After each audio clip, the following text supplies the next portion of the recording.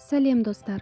Бүгінгі видеода мен сіздерге сосиска в тестенің жасалу жолын үйрететін боламын. Ең алдымен менің каналыма тіркеліп, жанында тұрған қоңырауша белгісін басуды ұмытпаңыздар. Ал енді қамырын дайындаймыз. Ұнымызды алып, дрожжымызды салып, келесі кезекте тұзымызды саламыз. Дрожжға опора жасау міндетті емес. Қазіргі дрожждар тез көтеріледі. Содан соң майымызды құямыз, кәдімгі сұйық май. Енді жылы суымызды құйып, жұмсақ қамыр илейміз.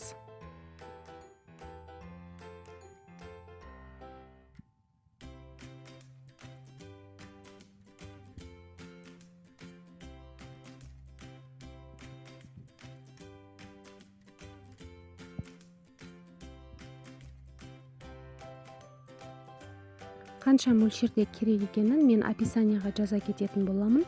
Сол жерден көріп аласыздар.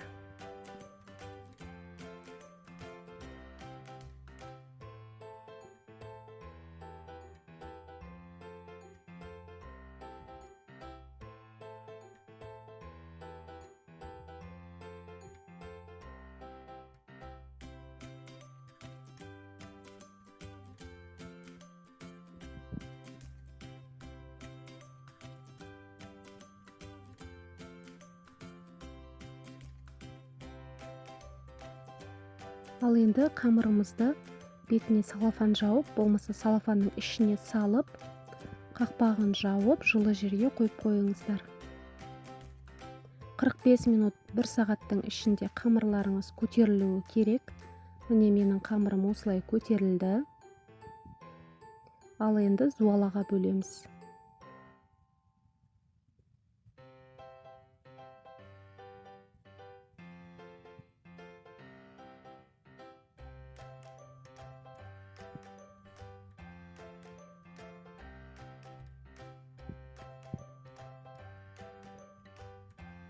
Қамырымыз қолға жабыспас үшін және столдың үстіне жабыспас үшін кішкене ұн сеуіп алыңыздар.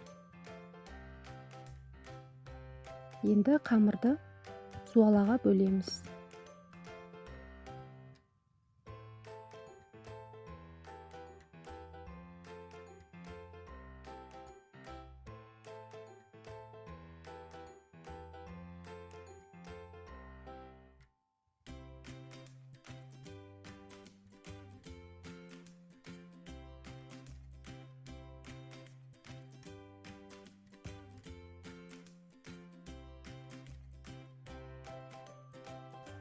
Міне менде 3 зуала шықты.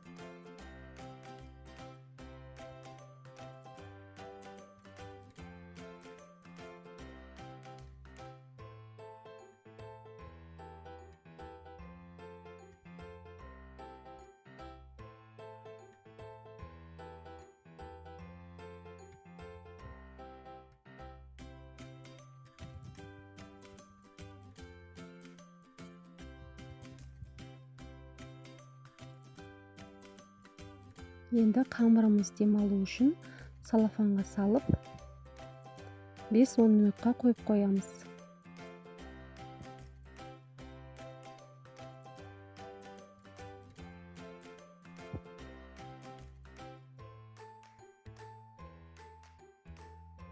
Ал енді біз сосискамызды дайындаймыз. Қамырымыз демалғанша сосискаларымызды турап дайындап аламыз. Мен осы гурманның КМДБ сертификаты бар сосискаларын қолданамын.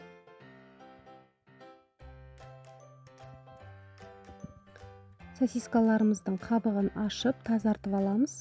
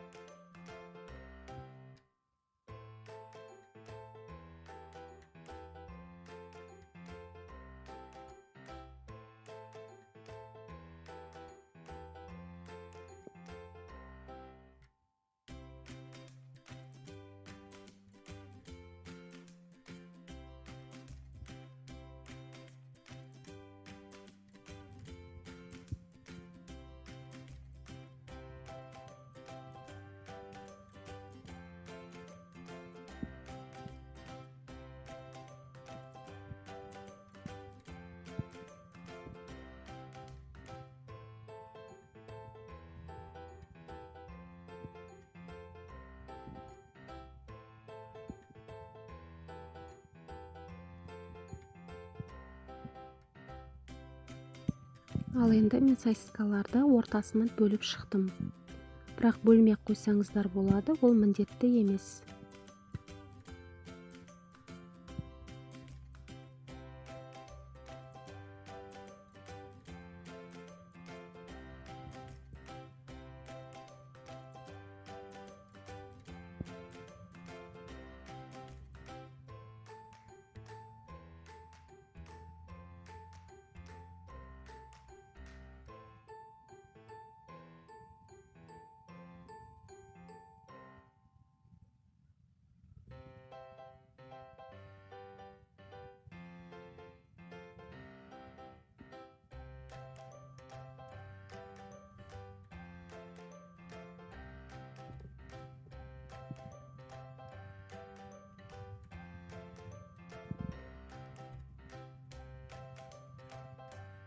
Міне сосискаларымыз дайын болды.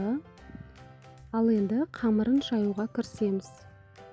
Біздің қамырларымыз демін алды. Столдың үстіне ұн сеуіп, қамырымызды жаямыз. Қатты қалың болмаса, қатты жұқа етіп жайып қоймаңыздар. Орташа етіп жайыңыздар.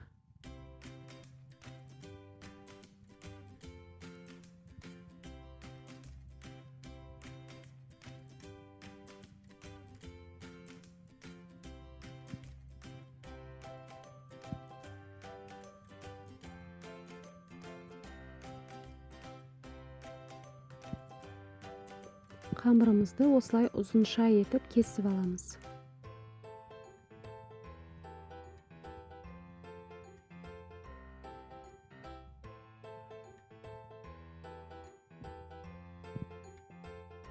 Достар, менің каналыма тіркеліп, мені жоғалтып алмас үшін колокольчикті басып қойыңыздар. Міне видеода көріп тұрғандарыңыздай орап, екі шетін осылай қысып қойыңыздар. Сол кезде майға салған кезде ашылып кетпейді. Міне видеода көріп тұрғандарыңыздай еш қиындығы жоқ. Екі шетін қысып қоюды ұмытпаңыздар.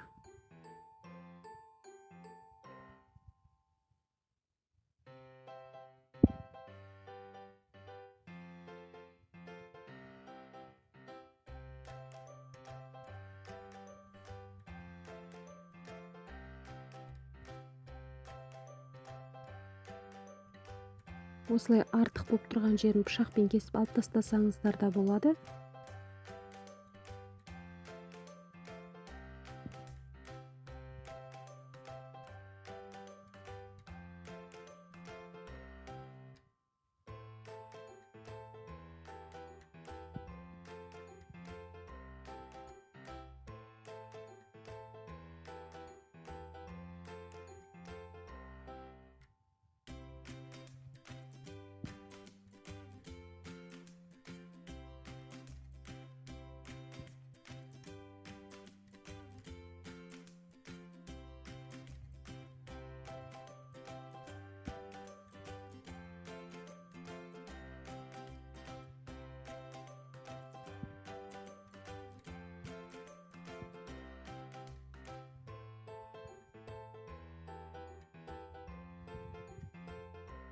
Міне менде бір зуала артылды. Осындай барлық сосискаларды орап шықтым.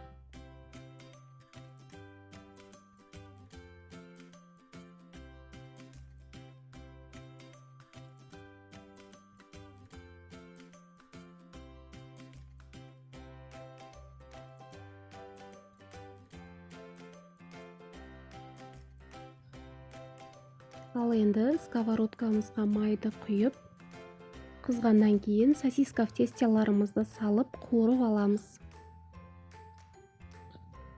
Оттың астын қатты қоймаңыздар. Жайде қоймаңыздар. Орташадан сәл жоғары болсын, қамырларыңыздың арасы шикі болып қалмас үшін. Міне қызарғаннан кейін екінші бетін айналдырып пісіріп аласыздар.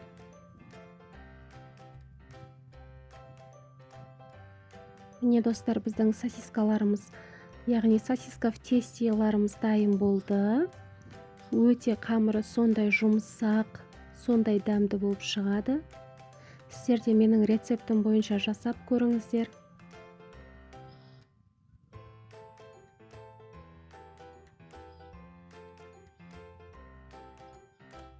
Достар, ең бірінші кезекте менің каналыма тіркеліп, жанындағы қоңырауша белгісін баса кетуді ұмытпаңыздар.